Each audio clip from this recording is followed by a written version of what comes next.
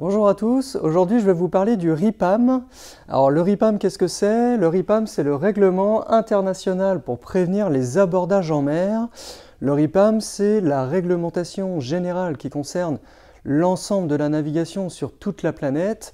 Alors le RIPAM, c'est en gros un bouquin. Ouais, c'est un bouquin qui fait à peu près une soixantaine de pages et qui regroupe l'ensemble des règles qui consistent à éviter les abordages quand on est en mer. Alors, les principales règles du RIPAM, ça concerne essentiellement les règles de priorité, les règles de route, on appelle ça des règles de barre également. Alors, les règles de barre, on va voir les principales règles de barre. Alors, la première règle, quand vous êtes en mer, c'est une règle de priorité à droite. C'est-à-dire que quand vous êtes sur votre bateau, si vous avez un autre bateau qui arrive de la droite, eh ben, il y a une priorité à droite, c'est-à-dire qu'on doit laisser passer le bateau qui vient de la droite en passant derrière, en s'arrêtant. Voilà, on fait ce qu'on veut, mais on laisse passer le bateau qui vient de la droite. Voilà, priorité à droite. Ensuite, on a la règle du face-à-face. La règle est simple, c'est-à-dire que si on se retrouve face à un bateau en pleine mer, l'idée, c'est de dire qu'on navigue à droite, on passe à droite. En fait, on navigue à droite, que ce soit en rentrant au port dans le chenal, que ce soit dans le port également, on navigue à droite. Et même en pleine mer, si on se retrouve face à un bateau, la règle est de dire qu'on passe à droite, voilà, pour éviter de se rentrer dedans. Il y a la règle du secteur rattrapant.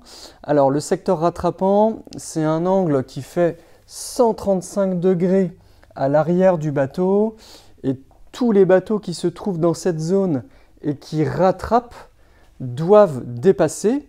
Alors en bateau, on peut doubler soit par la gauche, soit par la droite. Il n'y a pas de sens préféré, soit par la gauche, soit par la droite, mais si on rattrape un bateau, on doit le dépasser. Voilà. Concernant le RIPAM et les règles de barre, alors il y a 2-3 autres règles aussi à connaître et à respecter. On va vous parler du chenal. Alors le chenal, on a pu voir dans un précédent tuto qu'est-ce que c'était que le chenal.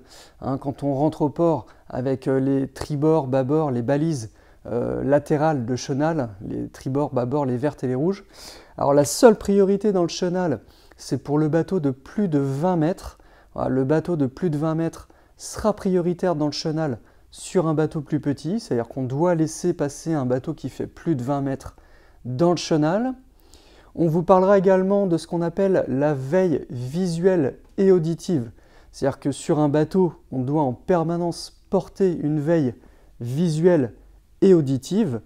Le principe est simple, le principe est de observer ce qui se passe autour de nous, pour savoir s'il y a des bateaux autour, qu'est-ce qui se passe, quoi. Et enfin, il y a une dernière règle dans le RIPAM en ce qui concerne les règles de barre et les règles de route.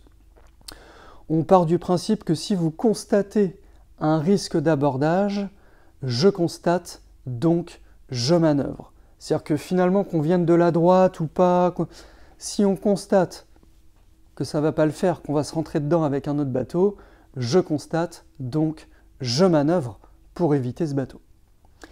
Voilà, donc en ce qui concerne les règles de barre et les règles de route, on va retrouver également dans le RIPAM les notions de feu et marque des bateaux, que vous pouvez retrouver sur différents tutos. Et on va retrouver également dans le RIPAM tout ce qui concerne les signaux sonores, les signaux d'avertissement sonore. Donc le RIPAM, c'est toute la réglementation qui concerne le risque éventuel de se rentrer dedans avec un autre bateau. Voilà, donc c'est pour éviter qu'on se rentre dedans. Donc c'est un règlement international, donc sur toute la planète. Donc on appelle ça le RIPAM. N'hésitez pas à consulter l'ensemble de nos tutos sur notre page YouTube concernant le permis côtier. N'hésitez pas également à nous suivre sur notre page Facebook et Instagram. Merci et à bientôt.